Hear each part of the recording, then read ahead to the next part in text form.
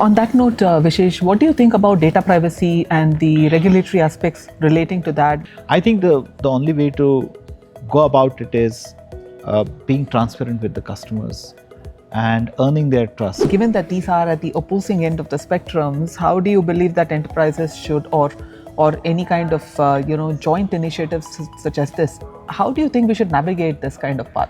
The guardrails are required, the policies are required to protect interests. What have been some of your top lessons as they are executing their AI projects? Don't take a data stream for granted. How about selecting the right business process for automation with AI? For me, AI is not an automation game. What have been some of the major adoption barriers that you've seen? People have started to believe that it's a magic bullet which will solve away everything.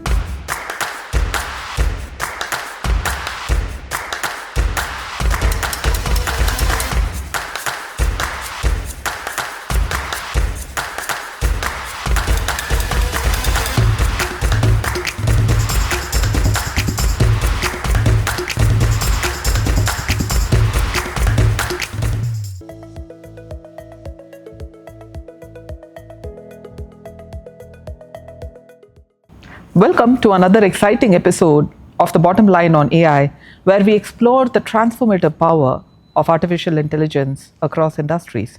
Vishesh, it's an absolute pleasure to be here with you. Thank you very much for having me here today. What do you think about data privacy and the regulatory aspects relating to that, the increasing concern about DPDP and such other guidelines coming in force across multiple geographies, while on the other side also having access to data being a primary prerequisite for any kind of good AI outcomes?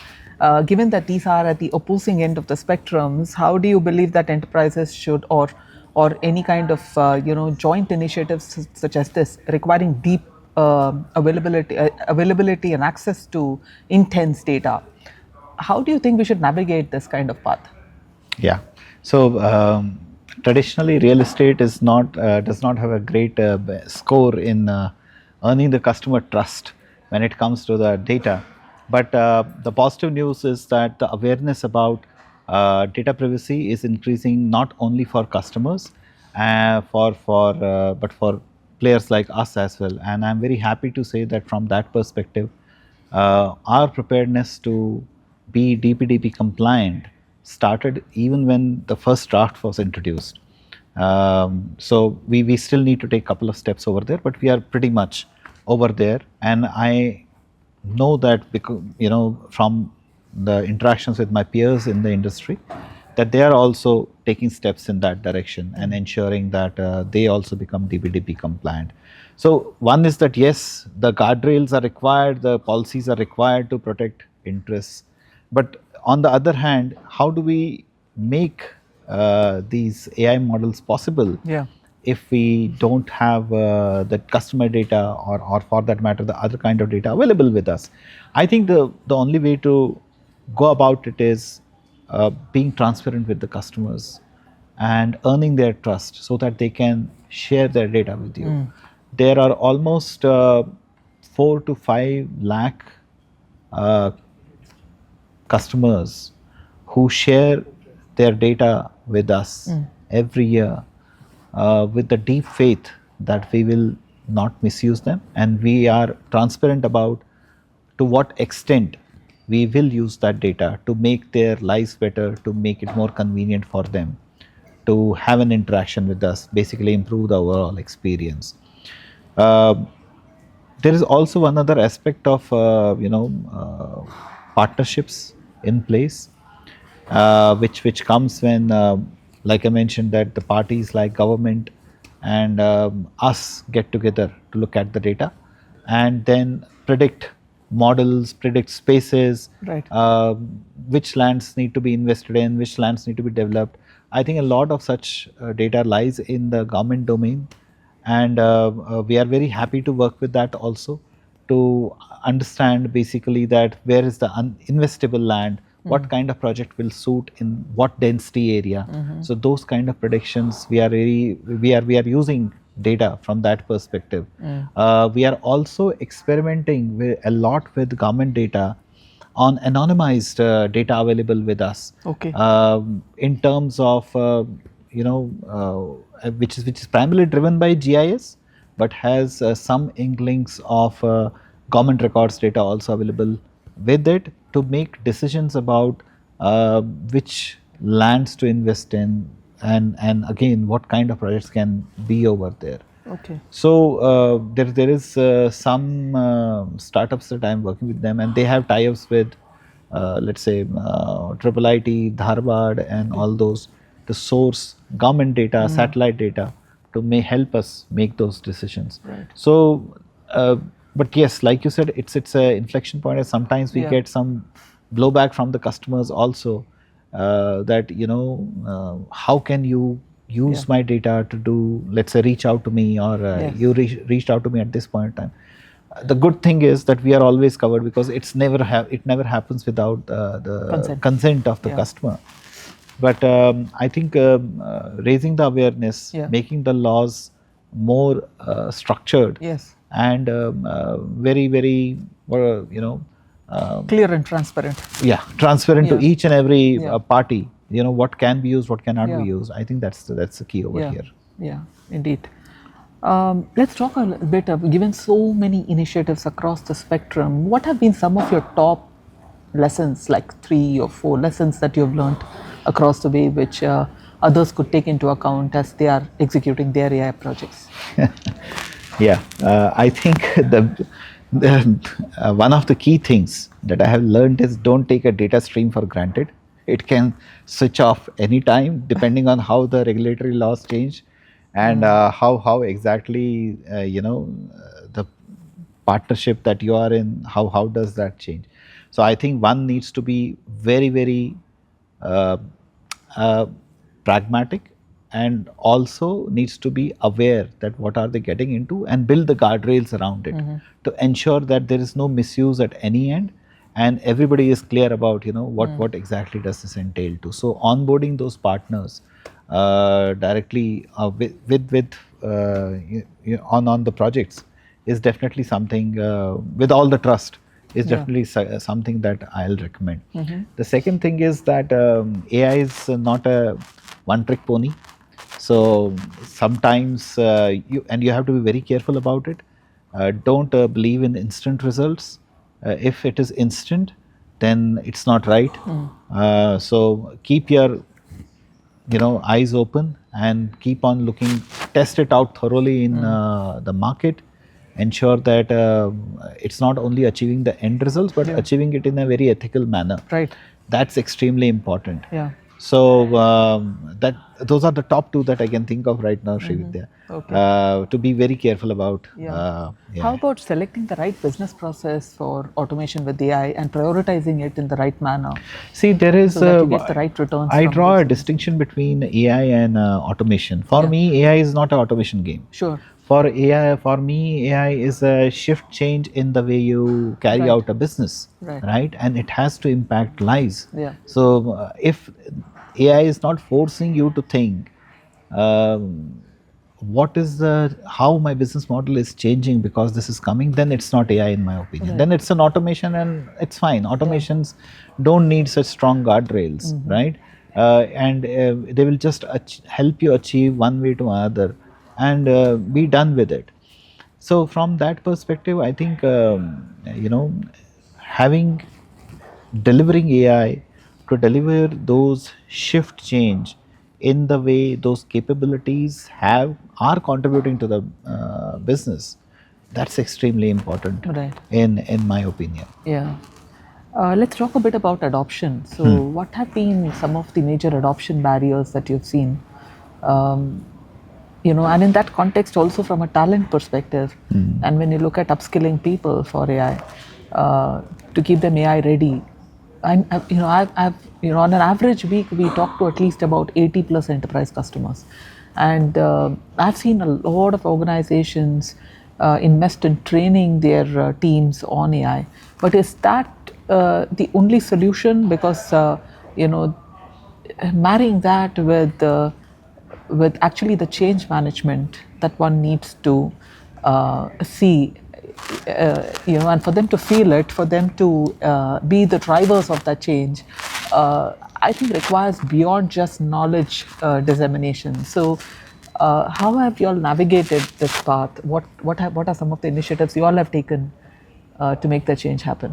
Yeah. Okay. So I started doing AI way back in 2018. Okay. Yeah. Okay. And AI was still a fancy word then. Um, but AI is so general now, Indeed. right? Everybody Yes. is talking about AI. Even if they don't understand what AI is, they Yeah. want AI to do something. Yes. What? That's another story. Yeah. So I believe that there is a general acceptance with everyone about what AI can do. It's Yeah. not being seen with a fear that Yeah. okay, something drastic is going to happen. Right. What I see as a major challenge in adoption is what is expected out of it, Yeah. because somehow with the advent of LLMs and all, I think people have started to believe that it's a magic bullet which will solve away everything, but that's not the case. And people fail to recognize the kind of effort it takes to build a simple AI model. Everything cannot be done with LLM. Right. There are AI models which need investment from data, from talent, and other aspects also, from a structured process itself, right?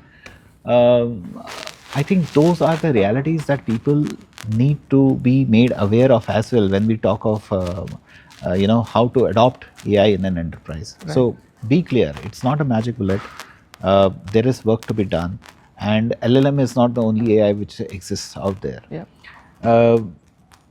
Then the big question comes to us is that okay, now if we want to adopt AI in, let's say, certain areas and bring a shift change, how do you do it? I'm very clear, I'm not a technology company. Yeah. I am a business Right. who wants to drive use technology to drive business benefits. Yeah. So I will always be a person who will use existing models, existing capabilities to deliver something which is transformative for my business, right? From that perspective, my expectation from an AI talent is I will rather focus on getting the data talent right. Okay. Yeah. Right?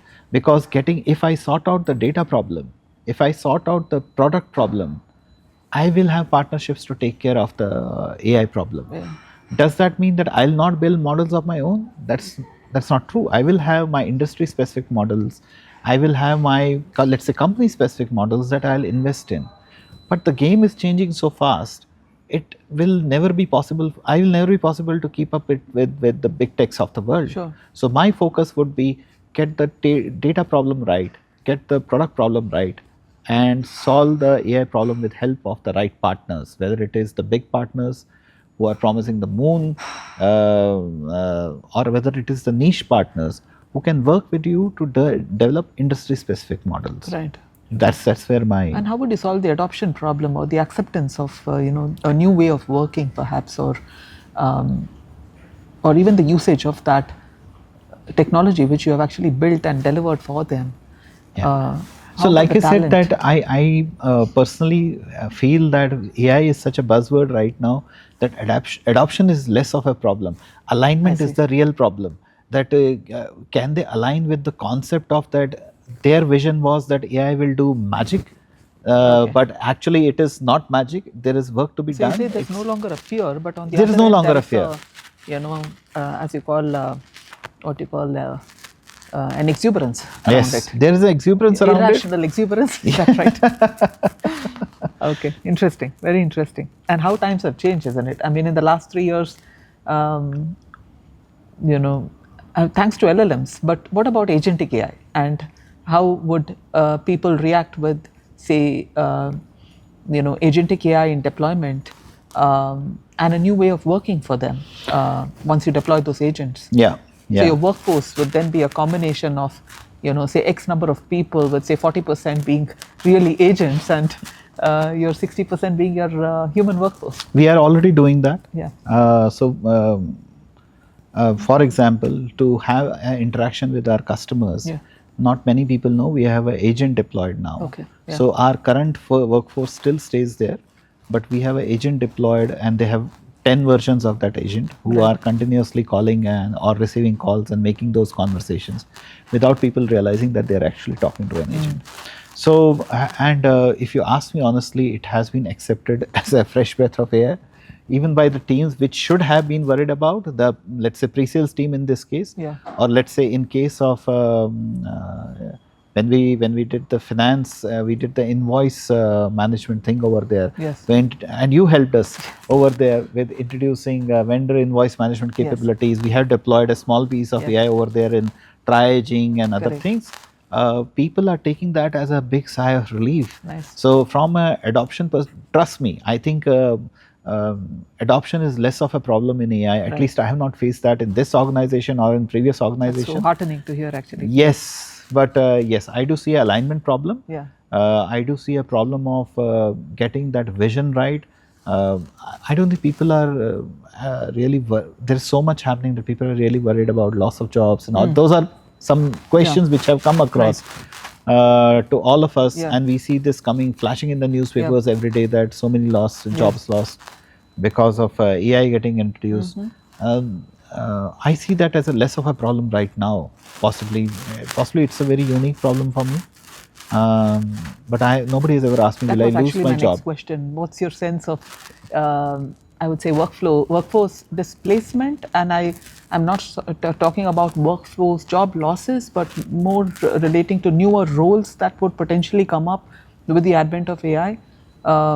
What's your take on that? And it's extremely heartening to hear that in Prestige, you're not sensing any kind of fear of job losses due to technology or AI, for that matter. Yes, yes. No, I think the work displacement is definitely something that's true. That's one of the key things that we need to accept about AI. That if let's say if AI model is getting deployed, it will make some part of the work so easy to do that possibly each organization needs to think about that, how do I repurpose the roles?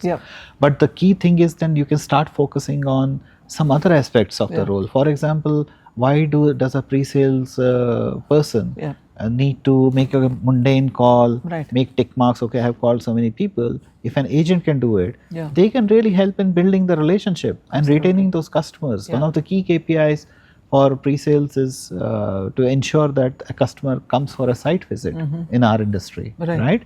I don't think in the humbum of making those calls and achieving the targets, these many calls in a day, whether they have followed the script and everything, they are really able to focus to build a relationship with the customer. Now they can actually do that, right? Because somebody else is doing that. I think it will sharpen the roles. That's my past experience. It will sharpen the roles. It will repurpose the roles. People should look at it from that ability perspective. Now that puts a reverse pressure on the organization, because when the role repurposing starts, then you have to think about how to retrain the people for that particular new role. And also the right messaging to them, that they should be watching for something like this. That they got to keep themselves a little more flexible to look at things from the right perspective of where the change is happening. I think those are bigger problems to solve, because it's once you're used to working in a certain manner, changing that DNA and style of working in the daily humdrum of achieving your quotas or targets or X, Y, and Z, and looking at it from a slightly maybe 1 year, 2 year lens. How could we really enable that mindset shift to at least spend some time on that? So so it's interesting, isn't it? I mean, messaging from organizations top down, for everyone to look at the picture in the similar direction. Exactly. Those are going to be very interesting problems to solve. Absolutely. And look at the impact it will have, let's say, on a HR organization of a company. Indeed, absolutely. Right? How it changes their outlook towards how to address manpower, right? And will it attract a better talent? Look at Gen Z, right? So they want to have these kind of relationship jobs and higher purpose and higher responsibility.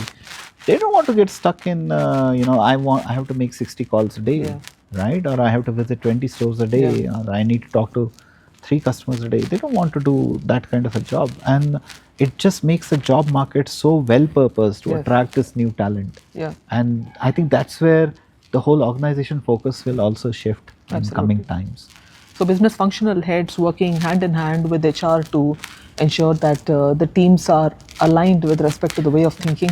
Business function heads working hand in hand with technology to see how it is impacting them and taking those decisions Yes. about what should be their recruitment policies, Right. what should be their compensation Right. policies, how can they attract the right Yeah. talent, and then how does the workplace transform? Yes. Right? That's key, Very in my interesting. opinion. Indeed. Another thing on the construction industry, given that it's such a high risk industry, do you think compliance with safety regulations, etc., that entire spectrum is likely to evolve with AI? If yes, how is it likely to evolve more positively? No, absolutely. The level of the scale which is getting executed in India at this point of time is amazing, right? We have a huge part of our GDP is invested in creating infrastructure. Right. So when we talk of such scale, we talk of more manpower on the ground, more Yeah. boots on the ground. So clearly, the focus of safety, regulations, compliances, the alignment with that also increases. Yeah. Now, vision analytics is already playing a huge role over there, Right. right? In coming days and time, definitely there are more. We are implementing a whole construction management ERP, which will make us easier for us to record, Right. and then run AI analytics on top of that to identify what needs change, what needs improvement, what kind of incidents are getting recorded more and more. Once the data recording happens, then AI will definitely play a huge role in ensuring that those kind of issues are rooted out and compliance is better and better. So obviously in construction industry there's a huge use case for this. Right. Great. I think my final question would be looking, say, into a crystal ball and gazing into the future. What's your prediction of how the real estate and construction industry is likely to look in the next, say, 5 years with AI?